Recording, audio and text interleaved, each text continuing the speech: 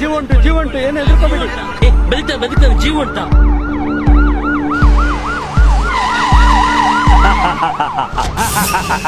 ನಾನಿನ್ನು ಬದುಕಿದ್ದೇನೆ. ಆಂಬುಲೆನ್ಸ್ ಅಲ್ಲಿ ಆಸ್ಪತ್ರೆಗೆ ಕರ್ಕೊಂಡು ಹೋಗ್ತಿದ್ದಾರೆ ಅಷ್ಟೇ, ಜೀವ ಸಹ ಉಂಟು ಅಂತ ಹೇಳ್ತಿದ್ದಾರೆ. ಆಸ್ಪತ್ರೆಗೆ ಕರ್ಕೊಂಡು ಹೋಗೋ ಮುಂಚೆ ನೀವು ಬಂದಿದ್ದೀರಿ, ಇದು ಮೋಸ ಅಲ್ವಾ?